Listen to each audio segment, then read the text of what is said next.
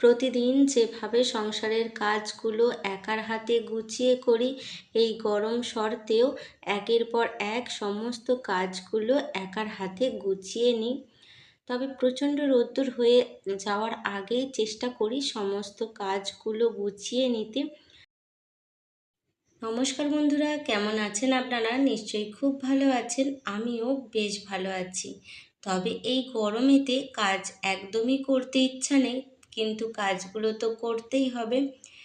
তাই সকালবেলা বাসি কাজকর্ম সেরে মাকে চা করে দিয়েছিলাম, মা খেয়ে চলেও গেছে। আর এদিকে ভাতও বসিয়ে দিয়েছি, সিদ্ধ ভাত, আর বাকি চাটুখানি রয়েছে। আজকে ভাবলাম যে আমি একটু গরম করে খাই, কয়েকদিন তো চা খাওয়া হচ্ছে না। মাঝে মধ্যে মনটা যায় যে এক কাপ চা হলে বেশ ভালো হয়। আর আপনাদের দাদাভাই যেহেতু ভাত খেয়ে বেরোবে, সেই কারণে সে আর চা খাবে না, আর নিজের জন্য চাটা ছেঁকে নিলাম। জানি প্রচণ্ড গরম, কিন্তু তবুও ওই যে একটা অভ্যাস রয়ে গেছে চা খাওয়ার একটা ইচ্ছা। তো যাই হোক, আজকে কিন্তু খোলা বারান্দায় এই যে বসে চাটা খাবো। এখন কিন্তু অনেকটাই সকাল, সমস্ত কাজও এদিকে আমার হয়ে গিয়েছে, আর ওপর ঘরের কাজ তো অবশ্যই রয়েছে। চাটা খেয়ে দিয়ে চলে এসেছি টিফিন তৈরি করতে। আপনাদের দাদাভাইকে ভাতটা বেড়ে দেবো, আর তার আগে এই যে আলুর চচ্চড়ি বসিয়ে দিয়েছিলাম, আর সাথে করে নিচ্ছি দুটো রুটি। এই হাতে কিন্তু রান্নাটাও সেরে নেব, কেননা আমি ভাবছি যে রান্নাঘরের সমস্ত কাজ মিটিয়ে তবেই যাব বাকি কাজগুলো করতে। আর মা যেহেতু মুড়ি খাবে, তাই দুটো রুটি মাত্র করছি। আর আপনারা অনেকে উম, মানে দেখে হয়তো অবাক হবেন, আমি কিন্তু কড়াতে এইভাবেই রুটি করে থাকি। তাওয়াও প্রয়োজন পড়ে না, বেশ ফুলকো মানে ফুলকো ফুলকো রুটি হয় আমার। তো এই যে আলুর চচ্চড়ি হয়ে গেছে, সাথে রুটি রয়েছে, এই দিয়েই আজকে জলখাবারটা খেয়ে নেব। আর নিয়েছিলাম দুটো খেজুর। তো জলখাবার খেয়ে অনেক কাজ আছে, আনাজপত্র কেটে গুছিয়ে নেব। আজকে বিশেষ কিছু রান্না করব না, ভাবছি এক তরকারি ভাতই করে নেব। আর সাথে যেহেতু আম, গুড়, আমের আচার অনেক কিছু রয়েছে, এই গরমে বেশ ভালোই লাগবে। আর গাছ থেকে পাকা পাকা এখন আম পড়তেও শুরু করে দিয়েছে। তবে কাল রাত্রিরে একটা কাটা হয়েছিল, কিন্তু আজকে সকালে যেগুলো পড়েছে সেগুলো আপনাদের সঙ্গে শেয়ার করাই হয়নি। তো অন্য এক সময় সেটা শেয়ার করব। তবে গাছে আম পাকতেই ভালো লাগে, যখনই কাটা হয় দেখা যায় অনেক সময় যে আমগুলো খারাপ, পোকা হয়ে যাচ্ছে। এইটাই একটা অসুবিধা, না হলে গাছ ভর্তি তো আম, কোনো খেতে অসুবিধা নেই। আর এদিকে পটল দিয়ে মাছ দিয়ে করব বলে মাছটা ভেজে তুলে নিয়েছি, আর পটলগুলো ভাজতে বসিয়ে দিয়েছি। আজকে ভাত থেকে অনেকটা ফ্যান পড়ে গিয়েছিল গ্যাসের ওপরে, তাই জন্য একটুখানি নোংরাও হয়ে রয়েছে গ্যাসটা। তো ভাবছি একবারে মুছে নেব। এখানে আদা গ্রেট করে নিয়েছিলাম, তার সঙ্গে রেগুলার যে মশলাগুলো সেগুলোই দিয়ে কষিয়ে নেব। আদা রসুন কিছু দেব না, নিরামিষ এইভাবেও রান্না, মানে যদিও মাছ দেওয়া আছে, নিরামিষ নয়, কিন্তু এইভাবে মাছের ঝোল বেশ ভালোই লাগে। আদা রসুন পেঁয়াজ সবসময় ব্যবহার করি না, আদা জিরে বাটা দিয়েই কিন্তু মাছের ঝোল আমার সবসময় ভালো লাগে। আজকে কুকারে আলুগুলো সিদ্ধ করিনি, ভাবছি ঝোলের মধ্যেই আলুগুলো সিদ্ধ করব, কেননা এর টেস্ট একরকম হয়, আবার কুকারে সিদ্ধ করলে তার টেস্টটা আবার অন্য রকম হয়। তো যাই হোক, মশলাটা কষিয়ে জল ঢেলে দিয়েছি। আর এই যে আমার ছোটোখাটো ভাঙা ছোড়া রান্নাঘরটা এইভাবে গুছিয়ে রেখেছি। আর একটা লবণের প্যাকেট আর ব্রাশ আনতে দিয়েছিলাম, ছেলের জন্য ব্রাশটা, আর ঘরের জন্য তো লবণটা বটেই। তো সেটাই রেখে দিচ্ছি। আর এই যে একটা মানে অনেক পুরাতন মিটকেসের ওপরে একটু পেপার দিয়ে গুছিয়ে রাখি রান্নাঘর। তবে নিজের স্বপ্ন আছে যে খুব সুন্দর একটা রান্নাঘর তৈরি করব মনের মতো করে, যেখানে সমস্ত কিছু শখের আমার জিনিসপত্র থাকবে।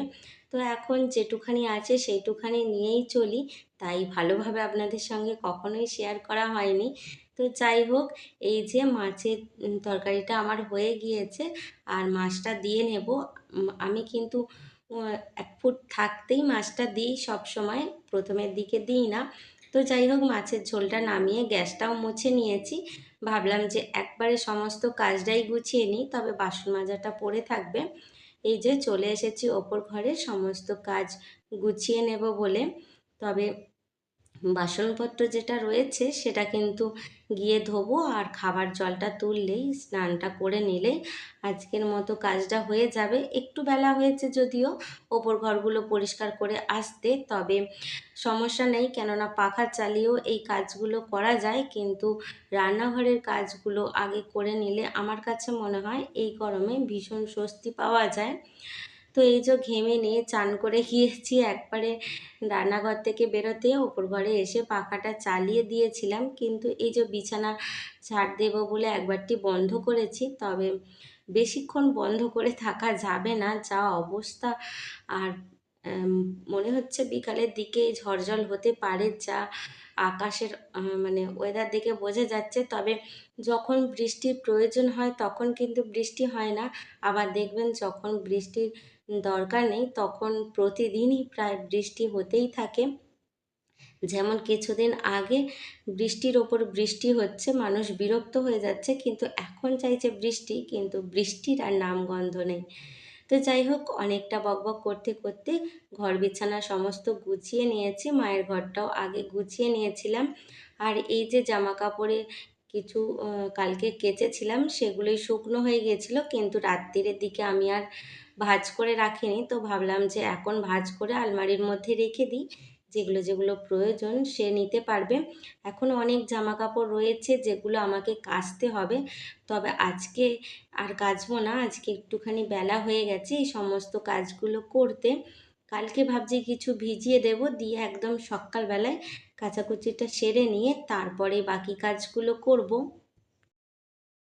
আমার এই সংসারের ছোটোখাটো কাজকর্ম আর আমার এই বকবক জানি না আপনাদের কেমন লাগে, তবে যদি কোনো কারণে কোনো অংশে ভালো লেগে থাকে তাহলে প্লিজ চ্যানেলটা সাবস্ক্রাইব করে আমার পাশে থাকবেন, আর একটা মিষ্টি কমেন্ট অবশ্যই করবেন, যাতে নতুন ভিডিও তৈরি করার অনেকটা উৎসাহ পাই।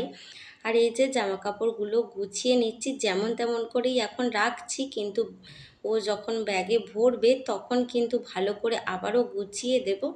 আর এটা যেহেতু ফুল স্লিভ শার্ট, তো এটা একটুখানি ভালো করেই গুছিয়ে রাখতে হবে, না হলে ওই যে মুড়ে গেলে, ভাঁজ পড়ে গেলে সেটা আবার কিন্তু বকাই খাবো। তো ভাবছি যে এটা অন্তত ঠিক করে রাখি, বাকিগুলো যাই হোক করে করে নিয়েছি। বকা খাবো মানে এই নয় যে ছেলে আমার সঙ্গে খারাপ ব্যবহার করে, আসলে ওই যে তুমি এরম করে কেন রেখেছো, দেখেছো তো ভাঁজ পড়ে গেছে, আবার আয়রন করতে হবে, এই ধরনের কথা যেমন প্রত্যেকটা ঘরে প্রত্যেকটা সন্তান তার মায়ের ওপরে জোর খাটিয়ে বলে থাকে, সেই ধরনেরই কথাগুলো। আর আমারও নাইটি ছিল, সেইগুলোই গুছিয়ে নিচ্ছে। পাখা চলছে তার সত্ত্বেও যে এত পরিমাণ ঘেমে যাচ্ছি সেটা আর বলে বোঝানো যাবে না। জানি প্রত্যেকটা গৃহিণীরই একই কষ্ট, এই যে কাজগুলো করতে একদম ঘামে মানে শরীর খারাপ হয়ে যাচ্ছে। আর এই ঠান্ডা লেগেই বেশি সর্দি কাশি জ্বর এগুলো হচ্ছে, কেননা ঘাম বসছে শরীরে।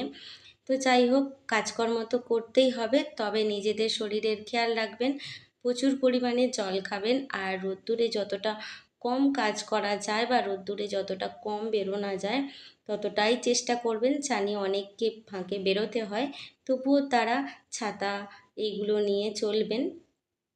আর এই যে মাছগুলোকে খেতে দিয়ে দিয়েছি, তাদের আনন্দটা দেখুন একবার, একটা করে মানে দানার টুকরো নিচ্ছে আর ছুটে চলে যাচ্ছে জলের নিচে। এদের আনন্দ দেখতে ভীষণই ভালো লাগে আমার, দাঁড়িয়ে দাঁড়িয়ে অনেকক্ষণ দেখলাম। একটা মাছ দেখুন ওই ছোট্ট ঘরটির মধ্য থেকে উগি মারছে। তো এদের সারাদিন অনেক খেলাধুলো থাকে, যেগুলো যদি আমি ফোনে ক্যাপচার করতে যাই তাহলে সারাদিন এখানেই দাঁড়িয়ে থাকতে হবে, এতটাই সুন্দর করে ওরা খেলা করে। আর গাছগুলোতে জল দিয়ে নেব, যদিও দুবেলা জল দিই, বিকেলের দিকে আপনাদের সঙ্গে শেয়ার করা হয় না, কিন্তু জলটা আমি প্রতিদিনই দিই, তবুও যেন মনে হচ্ছে মাটিগুলো শুকিয়ে যাচ্ছে। আর আমাদের এই যে ওপরে বারান্দার জানালাগুলোর কোনো পর্দা নেই, তো সেই কারণেই রোদ্দুরের তাপ হাওয়াটা বেশি আসে। ভাবছি কোনো সময় যদি সুযোগ সুবিধা হয় তাহলে এগুলোতে পর্দা লাগিয়ে দেব, কেননা এই বড় স্ট্যান্ড পর্দা লাগাতে গেলে অনেকটাই বেশ খরচা আছে। আর মধ্যবিত্ত যেহেতু, সব দিকটা না যদি বোঝা যায় ফট করে তো আর কিছু কাজ করে নিতে পারি না, তাই। আর বারবার দেখছিলাম যে গাছের গোড়াটায় ঠিকঠাক জল পড়েছে কি না, কেননা এই গাছটা একটু উঁচুর দিকে থাকে বলে ভালো করে দেখতে পাই না। তো সব গাছগুলোতেই মোটামুটি জল দেওয়া হয়ে গেছে। আর এবার নিচে চলে যাওয়ার পালা। মোটামুটি ওপরে ঘর ঝাড়ু দেওয়া অফ ক্যামেরাতে করে নিয়েছি। তবে এই যে আমার এখানে দেখুন বাড়ির পিছন যা মানে আমার বেডরুমের পিছনটা কেমন বন জঙ্গল, তো ভয় লাগে কিছু উঠে আসা। সবসময় এই জানালাটা অফ করে দিয়ে যাই নিচের ঘরে যাওয়ার সময়। আর না হলে গাছ বেয়ে যদি কোনো কিছু উঠে আসে তখন তো ভীষণ ভয়ানক একটা কাণ্ড হয়ে যাবে। আর ঘর দুয়ার আমার সুন্দর করে গোছানো হয়ে গিয়েছে। এটা হলো দুপুরবেলা। দুপুরবেলা যখন ঘরে এসেছিলাম সেই সময় একটুখানি ভিডিও তুলে রেখেছিলাম। তো যাই হোক, আজকে এই পর্যন্তই। দেখা হবে আবার। ততক্ষণ নিজেদের খেয়াল রাখবেন, খুব ভালো থাকবেন এবং হাসি খুশিতে থাকবেন।